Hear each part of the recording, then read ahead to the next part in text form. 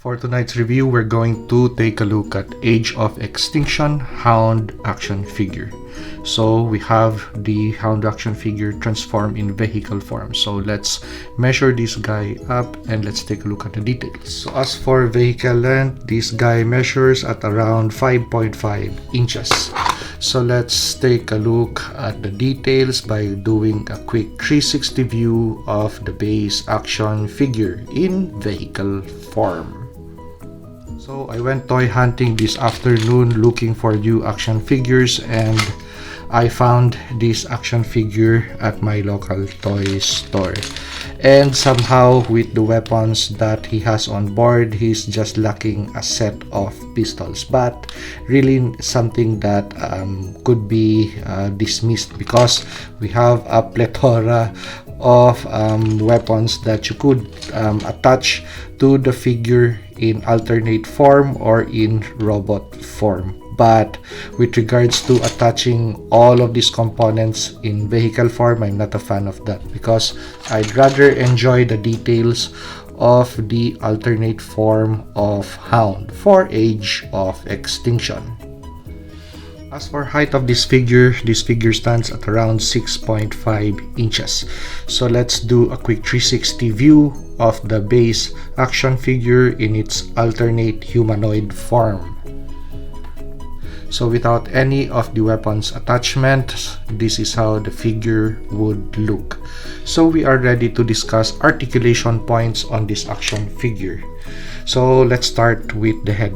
As for the head area, the head is not on a ball joint, it's more of a swivel. So it's just going to be left and right motion for the head unit. Now moving towards the body of the action figure, we have a cut on the waistline for rotation of the waistline.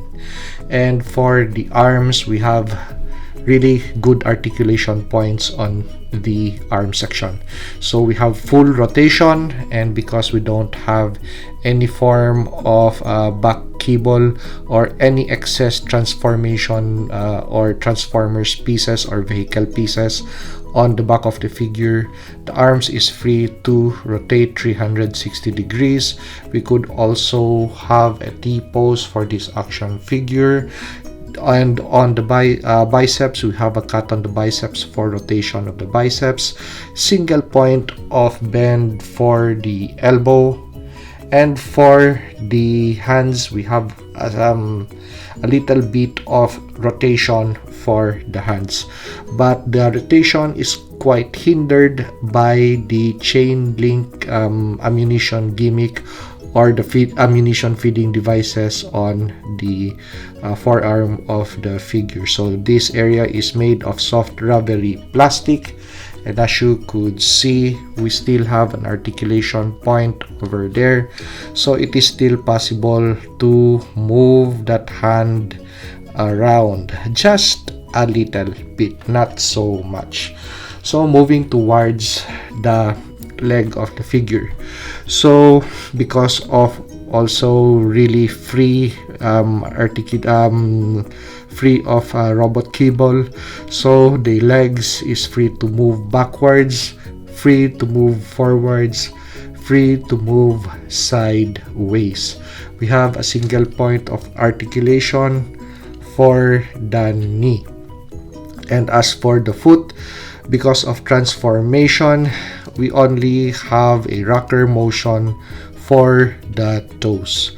So that is the overall articulation point of this 6.5-inch HOUND Age of Extinction action figure. So actually it is a really cool find, and to have a action figure like this, an 8-year-old figure in very pristine condition, even if you lack a set of weapons, it is still okay to have in your collection. So I'm really happy that this copy does not have any form of play wear on it. Even the joints are really still nice and stiff. Looks like it just came out of the box. Now this HOUND action figure, just like in the movie, this figure is capable of carrying multiple weapons on his body. thus the multiple sets of weapons that we have on board, except for one set of pistols that are located on this section of the thighs. So that is still okay if we don't have that. So we are ready now to accessorize this guy. But first, let us take a look at the individual weapon system that this action figure comes with. So we have the triple mini gun or Gatling gun or Gatling cannon. So that is how this weapon system looks. So we have some 5-barreled shotgun of some sort. So this also folds, the handles would also fold, and somehow they would combine as an individual large weapon system, but I'm not a fan of that. I'd rather have multiple pieces of accessories or weapons that I could attach to the figure. We also have a knife, and the knife attaches to the body through that peg. And we have the shin pistols. So these are stored on the leg area of the figure, just on this section. So you could transform this action figure with these pistols stored in this area. But if you wish to not transform the figure with weapons on, that is more an acceptable thing to do instead of having extra pieces on the action figure. So let's accessorize this guy. We have HOUND with all of the weapons attached to the figure. So the triple minigun, we have the ammunition feeding system that runs through his forearm, both forearms, so he does not have a problem with regards to reloading ammunition. It's just going to be conserving ammunition.